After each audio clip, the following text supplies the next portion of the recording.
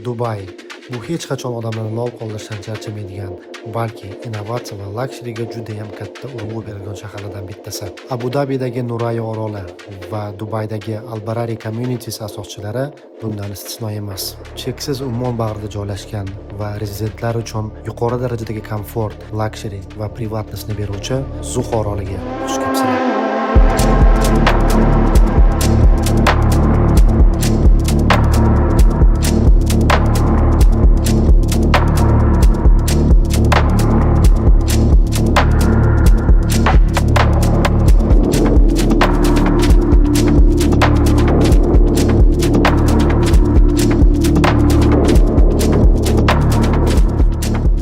Bugungi obzorimiz uchun biz Dubaydan sal chetroqqa chiqishga qaror qildik va bu lokatsiyaga yetib kelish uchun bizda alohida vertolyot yoki bo'lmasam yaxta bo'lishi kerak. Azizlar, bugungi obzorimiz umuman boshqacha konsepsiyada bo'ladi. E'tibor berganingizdek, men obzorimni uy oldidan emas, umuman boshqa lokatsiyadan boshlayapman.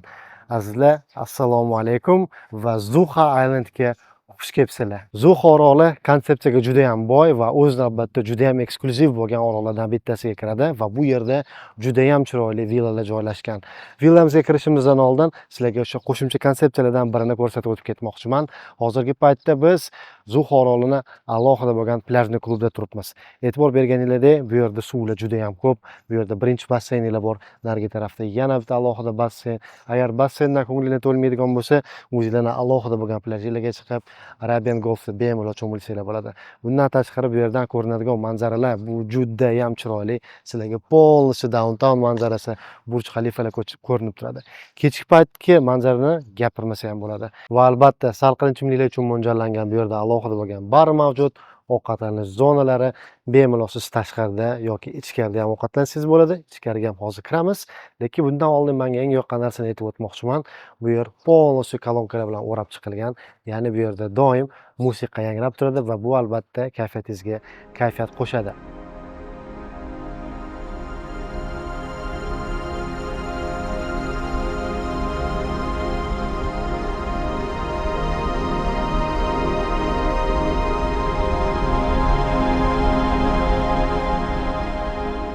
Ovqatlanish zonalariga kelganimizda bu yagona lokatsiya emas, chunki bu orolimizda o'zini alohida bo'lgan restoran ham mavjud bo'ladi va u restoran konsepsiyalarini muntazam o'zgartirib turadi. Ya'ni yillar yarmida u arabcha menyu bo'ladigan bo'lsa, keyingi yarmida bo'lsa menyu yaponcha bo'ladi. Ya'ni bu yerda siz bir xil ovqatlarni yeb umuman zerikib qolmaysiz. Bundan tashqari biz endi restoranda konsepsiyalariga keladigan bo'lsak, konsepsiyalari orol bilan uyg'unlashtirilgan bo'ladi. E'tibor bersanglar, bu yerda zeleniy hududlar juda ham ko'p bo'ladi va bu yerga moslashtirib tanlangan mebellar ham xuddi shu qatorida. Menga yoqqan bir narsa, mana mebellar materialiga bitta e'tibor beringlar. Mebel materiallari bilan devoldagi teksturalar uyg'unlashgani. Bu albatta kayfiyatni umuman o'zgartirib yuboradi va noodatiy narsalardan bitta ko'rgan narsam, har bitta beach clubga yoki restoranlarga kirganingizda ularning o'zini aromasi bo'ladi. Ya'ni o'zini alohida bo'lgan hidi bo'ladi.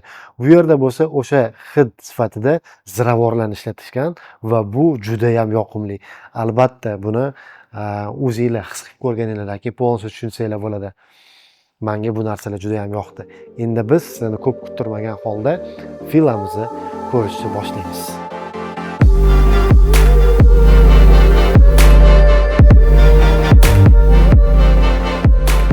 18 sotiqdan kattaroq bo'lgan uyimizga xush kelibsizlar. E'tibor berganingizdek, bu uyimiz 5 etajdan iborat bo'ladi. 4 etaj tepada bo'lsa, pastda -1 etajlari ham mavjud. Hozirgi paytda biz asosiy kirish qismida turibmiz va asosiy kirish yo'limiz plyaj tarafdan boshlanadi va orqa tarafimizda yana bitta kirish yo'li bor. Bu endi communityga, zeleniy hududga ochilgan bo'ladi. O'zini alohida bo'lgan parkovkalari bilan birgalikda. Basseynimiz oldida bo'lsa, 6 lejaklarimiz mavjud va bu basseynimizdan, ya'ni Infinity basseyndan sizlar premo Burj Xalifaga ochilgan manzarani tomosha qilsanglar bo'ladi. Albatta bu yerdan har xil yaxtalar o'tganda manzara juda ham chiroyli bo'ladi. Pol qismiga keladigan bo'lsak, polniy travertindan bo'lgan, siz yurishingizni yanada osonlashtirib beradi. Va menga eng yoqqan narsa bo'lsa, chap tarafimizda alohida bo'lgan barbekyu zona, ovqatlanish zonalari va alohida Zen Garden, ya'ni ziloniy hudud mavjud. Bu yerdan bo'lsa personal uchun alohida kirish yo'llari, ya'ni sizga xizmat ko'rsatgan odamlar umuman bu yerda yurib sizni nima deydi, oromingizga xalaqit berishmaydi. Bundan tashqari, villamizga e'tibor beradigan bo'lsanglar, polностью panoramik oynalar bilan qoplangan va har bitta nuqtadan sizga yoki juda ham chiroyli bo'lgan suv manzaralari yoki bo'lsa orqa tarafdagi juda ham chiroyli bo'lgan ziloniy hududga ochiladi.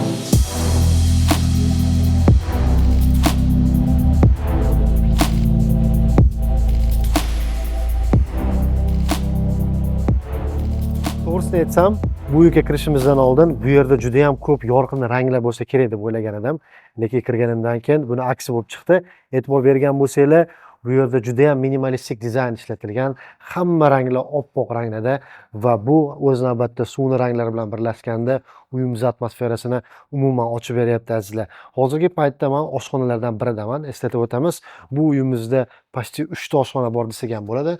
Bu yer alohida show kitchen deymiz. Bu yerdan ovqatlarni bemalol stolga tanovul qilishsa, ya'ni tortishsa bo'ladi. Chunki hamma ovqat pishirish jarayonlari uyimizda -1 etajda bo'ladi va u yerdagi oshxona juda ham katta. To'g'risi, menimcha Dubaydagi ko'p oshxonalarda ham, restoranlarda ham bunaqa razmerdagi oshxonalar bo'lmasa kerak va liftdan ovqatlar chiqadi. Bu yerga bemalol tortishsa bo'ladi. Bu yerda bo'lsa 10 kishiga mo'ljallashtirilgan ovqatlanish zonamiz mavjud va uni tepasidagi lyustrlarga bitta e'tibor beringlar. Aytib o'tganimdek, juda ham oddiy va o'z navbatida juda ham elegantni va uyimizni atmosferasini umuman boshqacha qilib beryapti. Endi esa biz bemalol gastinayimizga kelsak bo'ladi.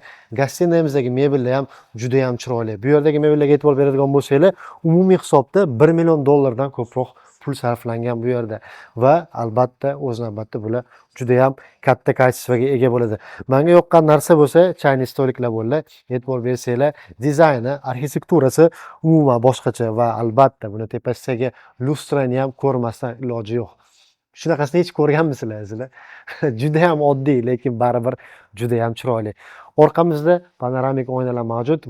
Bu barbekyu areamizga qaragan bo'ladi va xohlasanglar buni bemalol yopib qo'ysanglar ham bo'ladi.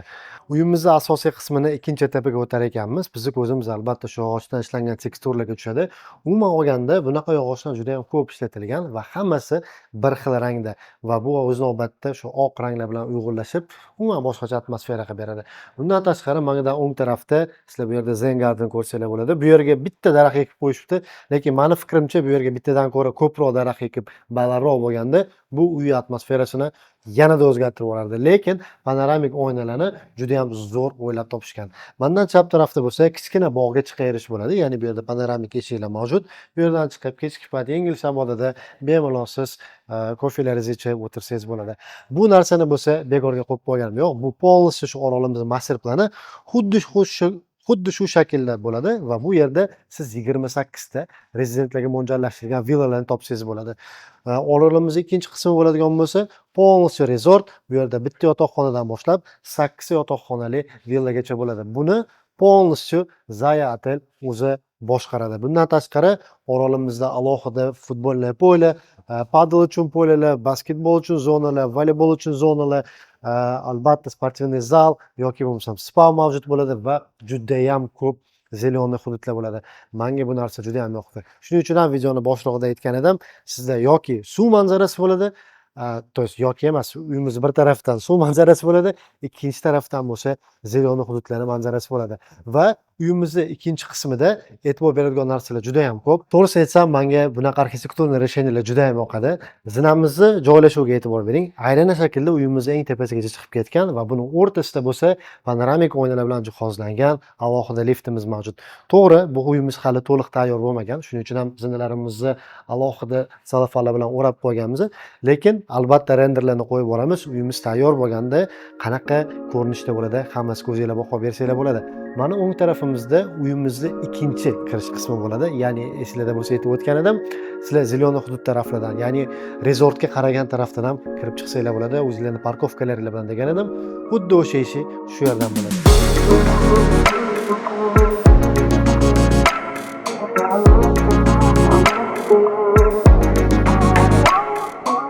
Liftdan pastga tushishimiz bilan Mana orqa tarafimda juda ham katta bo'lgan xizmatchilarga mo'ljallashtirilgan xona mavjud.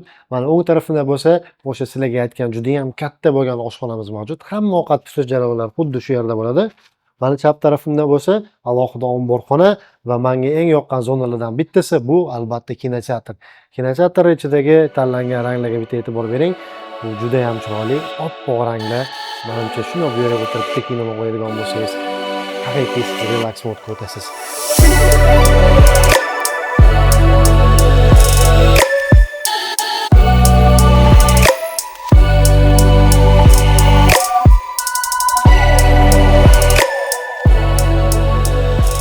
Uyimizda birinchi qavatiga chiqishimiz bilan mana o'ng tarafimda ikkita alohida bo'lgan yotoqxonalar mavjud. Ular o'zini alohida bo'lgan garderobnelari, sanuzellari bilan keladi va teksturalari yana yog'ochdan ishlangan bo'ladi. U yerga doskонально to'xtalib o'tirmaymiz, chunki bizni ko'rsatgan joylarimiz hali juda ham ko'p. Sizlarni zeriktirmagan holda hozir birinchi qavatimizni asosiy qismiga o'tamiz. Ko'rsanglar bu yerda juda ham chiroyli suvga qaragan manzara ochiladi. Bu aslida panoramik oynalar uyimizni atmosferasini haqiqatdan ham o'zgartirib yuborgan. Bu haqida juda ham ko'p gapiryapman, lekin gapirmasa bo'lmaydi. Bu yerda 6 kishiga mo'ljallashtirilgan stol ham juda ham необычный. Stullarga keladigan bo'lsak, ular juda ham sodda. O'z navbatda uyimizga filosofiyasiga juda ham to'g'ri kelyapti. Oldimizda bo'lsa juda ham chiroyli bo'lgan yana lyustralar keladi. Hammasi o'zgacha. Bu yerda bo'lsa yana bitta oshxonamiz bor. Bu yerda pantry desak ham bo'ladi. Yengil ovqatlar, suvlar, shu narsalarni bemalol saqlab, yotoqxonadan pastga tushib o'tirmasdan bemalol shu yerda tanovul qilinsa bo'ladi. Chilling zona juda ham ajoyib, juda ham shinam. Kreslolarga e'tibor bersanglar bo'ladi, ya'ni divanlarga. Bularning hammasiga aytib o'tganimdek $1 million dan ko'proq summalar ketgan va devorlardagi teksturlarga e'tibor bersanglar, yana o'sha yog'ochdan ishlangan. Menga bunaqa detallar to'g'risi juda ham yoqadi. Soddalik, elegantlik hammasi bir joyda mujassam bo'lgan. Terrasadan ko'rinadigan manzaralarga albatta til ojiz tasvirlab berishga.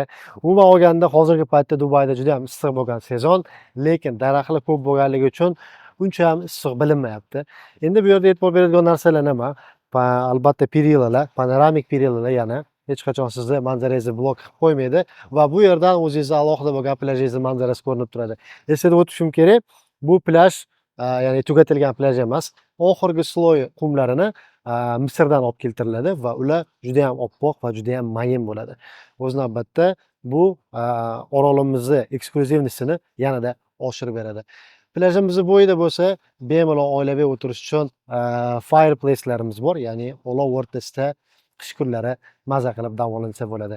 Endi bu yerdan siz tepadagi etajga qaraydigan bo'lsangiz, arxitektura yana o'z so'zini aytadi. Juda ham chiroyli, har xil kurvlar bilan qilingan. Endi sizlarni ko'p kutilmagan holda men yotoqxonalarni birini ko'rsatmoqchiman. Juda ham shinam, katta ham emas, kichkina ham emas. O'zining alohida garderoblar bilan keladi. Mebellari ham juda ham oddiy, o'z navbatda juda ham elegantni ko'rinib turadi. Lekin meni e'tiborimni tortgan bitta narsa bo'ldi bu yerda, vannani joylashuvi. Bunaqa ochiq vanna garderobnida uchratiladi ko'pincha, lekin bu yerda yotoqxonani, ya'ni kravatni oldiga qo'yilgan o'zgacha konsepsiya. To'g'risi, uyga birinchi kirganimizda marketing komandamizdagi odamlar buni adashib yerga qo'yib qo'yishganmi, yo'qmi deb ishlatib ham ko'rishdi. Hamma narsa ishlaydi, suvlar kelyapti, izlash to'g'ri ekan deyishdi. Albatta o'zingizlarning fikrlarni yozib ketsanglar bo'ladi bu yerda. Lekin bu alohida bo'lgan aspekt emas. Alohida aspekt bu yerdan ko'rinadigan manzara, ya'ni suv manzarasi kutib oladi. Bundan tashqari, bu pardalarimiz orqasida alohida keyingi terrasaga chiqish yo'llari bor. Ya'ni siz общий terrasadan emas, bu yotoqxonani o'zini alohida bo'lgan terrasasidan ham foydalansangiz bo'ladi. Pardalarni bo'lsa smart sistema orqali ochib yopsangiz bo'ladi. Biz esa endi tepa etajga, ya'ni master spalnyani ko'rgan chiqamiz.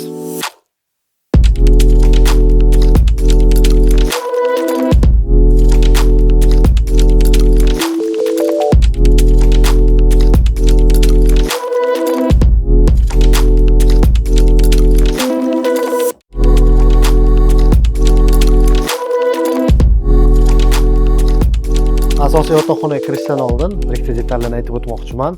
Bu uyumlarimiz hammasi 2026-yillar boshiga tayyor bo'ladi. Community bo'ladigan bo'lsa, 2026-yillar 3-kvartallarga polniy topshiriladi. Bu etajimizda ham 3 ta yotoqxona mavjud. Bu asosiy yotoqxonamiz bo'ladigan bo'lsa, o'ng tarafimda yana 2 ta yotoqxona bor. Ularning temalari sal boshqacharoq. Lekin ularning o'zini alohida bo'lgan terrasasi bo'ladi va terrasadan ko'rinadigan manzaralar hammasi shu zeleniy hududga qaratilgan bo'ladi. Bu albatta tayyor bo'lgandan keyin juda ham chiroyli bo'ladi. Master spalnamiz juda ham katta, juda ham yorqin va juda ham detallarga boy va bu ikki qismga bo'lingan bo'ladi. Kelinglar biz bu tarafdan boshlaymiz. O'zinglarni alohida bo'lgan kravatinglar va bu kravat polniy suv manzarasiga qaragan bo'ladi. Bundan tashqari alohida bo'lgan downtown osmono'par binolari, Burj Xalifa manzaralari hammasi ko'rinib turadi. Mana orqamda bo'lsa, alohida garderobnalar joylashgan. Eng qizig'i ikkisiga mo'ljallashtirilgan. Biri erkaklarga bo'ladigan bo'lsa, narigi tarafda ayollar uchun mo'ljallashtirilgan kattaroq garderobnalar bo'ladi. Endi buni o'zingizlar tushunasizlar. Va bundan tashqari bu yerda siz bemalol o'zingizni qimmatbaho bo'lgan taqinchoqlaringizni, soatlaringizni saqlasangiz bo'ladi. Va albatta bu yerda berkitilgan seyflar ham mavjud. Endi xavfsizlikni o'ylagan holda biz seyflarni ko'rsatmaymiz, lekin hamma kачествоlar yuqori kачествоda poliformlardan bo'lgan. Menga bunaqa detallar to'g'risi, bunaqa raskoshniy особнякlarda bo'lishi kerak bo'lgan narsalardan bittasi deb tuyuladi. Endi esa garderobni tugatganimizdan keyin men sizlarga yanada qiziqroq bo'lgan lokatsiyani ko'rsatmoqchiman. Bu narsa devorlar orqasida joylashgan bo'ladi. Ketdi. Master sadozolimizdan ko'rinadigan manzara yana polniy suvga qaragan bo'ladi. Dushava kabinka ham, vanna ham va hatto tualet ham. Endi bu yerdagi hayot tarzini, levelini bitta tasavvur qilib ko'rasizlar. Menga to'g'risi bu vanna juda ham yoqdi. Albatta tashqaridan ichkari umuman ko'rinmaydi. Privatnostlarni hammasini o'ylab chiqilgan, lekin ichkaridan tashqari polniy ko'rinadi. Yotoqxonamizning ikkinchi qismida, ya'ni o'ng tarafida bu yerda alohida bo'lgan family lounge mavjud. Bemalol bu yerda kechki payt vaqtlarni o'tkazsanglar bo'ladi va ko'rib turganingizdek bu juda ham shinam. Menimcha ko'p gapirishgan bu yerda hojat bo'lmasa kerak. Hamma narsadan ideal qilib qo'yishgan. Orqada qo'shimcha polkalar, bu yerda qo'shimcha garderobnalar, hammasi yuqori darajada. Meni e'tiborimni tortgan yana bir zo'r narsa bu tashqi terrasadagi detallar bo'ldi. Siz o'zingiz menimcha u yerga chiqqaningizda juda ham bir katta yaxtada yurgandek his qilasiz. Changlarga, besporядокка uncha e'tibor bermaysizlar, chunki aytib o'tgandek bu uyimiz hali tayyor bo'lmagan. Neobычный detallarga keladigan bo'lsak, bu albatta alohida bo'lgan doroshka bor.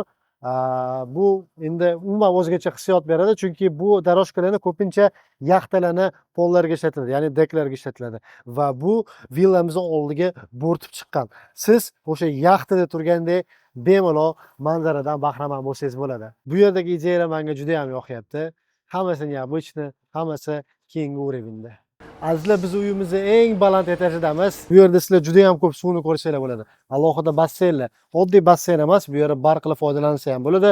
O'tirish 4 kishiga mo'ljallashtirilgan joylar qilib qo'yilgan va oynalar polniy ochiladi. Narigi tarafda ham 4 ta barniy stullar mavjud. Bundan tashqari yotib dam olamiz, manzaradan zavqlanamiz deydigan bo'lsanglar, 2 kishiga mo'ljallashtirilgan lejaklar. Bu yerda yana boshqacha kichkina basseyn, menimcha bu bolalar uchun. Xullas, hamma detallarni o'z o'rnida qo'yishgan. Azizlar, biz sizlar bilan birgalikda почти 20 million dollarga baholangan uyimizni to'liq obzorni qildik va bugun biz boshqacha konsepsiyaga, ya'ni orollar konsepsiyasiga o'tdik. Agar videomiz sizlarga yoqqan bo'lsa, обязательно bizni like bilan qo'llab-quvvatlanglar. Xudo xolasa bundan keyin bundan ham chiroyli uylarni sizlarga olib chiqishga harakat qilamiz va albatta o'zingizlarning fikrlarini yozib qoldiringlar. Agar xato kamchiliklar bo'ladigan bo'lsa, biz albatta uni keyingi videolarda to'g'rilaymiz. Sizlar bilan Kamoliddin Sharipov, Kamol Realty bo'ldi. Hammanglarga rahmat.